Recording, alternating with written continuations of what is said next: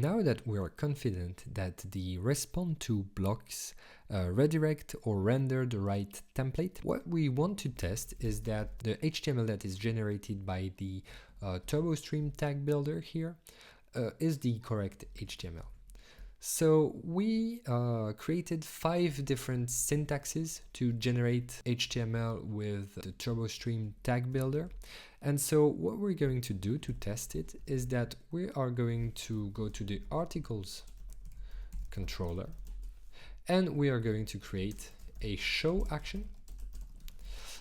We will set the article on the same way as for the edit, update, and destroy method. And within the show.turbostream.erb, we will write all those different syntaxes, and we will create a test that will render this view, and we will make sure that the HTML is equal to the HTML that we expect. So the first syntax we created is the easiest one. So we can say turbostream.remove, and we can remove our article, and this will generate some HTML that we will check is correct. We also can say TurboStream update, and we can pass a target and an explicit rendering. So in our case, we can say partial articles article with locals article. We can also use the replace method, for example, and specify some hard-coded HTML here. So we are going to say something else, for example. And we can use the prepend method with the target of articles and the content of article, and this should do exactly the same as this. So render the articles article partial with this article here as a local. And there is exactly the same, but with the block syntax. So in this case, we can say do, we can say render article and end. So those are the 5 different syntaxes that we created for the TurboStream tag builder. And now what we want to do is that we want to add a test here to make sure that the HTML generated by this view is exactly the one that we expect. So what we can say is we can write a test and we'll call it show all turbo actions. And what we can say is that we are going to create a new article with the content of something, and we can actually get the article path for this specific article as TurboStream, and so this should render this view, and then we can say that we expect, so assert DOM equal, we expect this very long string here that will be the HTML generated by the TurboStream tag builder, this very long string to equal the response.body.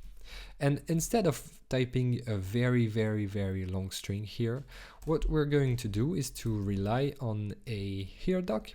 So it has kind of a funny syntax, but it's a way to write strings on multiple lines, and it's very convenient. So the string that we're matching the response body with is actually written here.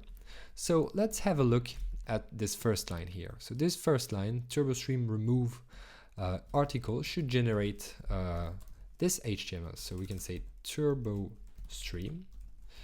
The action is remove. The target is equal to the DOM ID of the article, and that's it. So this is the HTML that we expect, and it should be good. So we can move on to the second line, and on the second line we're going to update the article target with this rendering here. So let's go ahead This time the action is update. The target is still the DOM ID of the article, but this time we have a template. And this template is the rendering of this HTML here. So in order to generate the HTML automatically, we're not going to type the content of the articles article partial by hand, but we're going to say that we can use action controller for this. So action controller, oh, it's not action controller, it's application controller, render our article here. So we are rendering this article, and under the hood this argument will be converted to this partial here with this locals, so it should generate exactly the same HTML. Let's move on to the third line, and the third line we can say that the action is replace. The target is still the DOM ID of the article, but this time the content of the template here should be something else. So let's just copy paste this line, and the action is replace, and the content is something else. So I'm just going to copy paste it here, and within the template I'm going to paste the something else. We can move on to the fourth line, where I can copy this line and say that this time the action is prepend. Oh, and the target is actually articles in real life, so I'm just going to do this. So the action is prepend, the target is articles, and the template is still equal to application controller render article.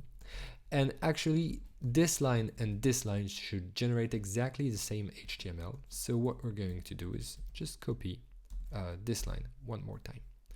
So now if we didn't make any typo and launch our tests, it should work, and it works exactly as we expect. So this is nice.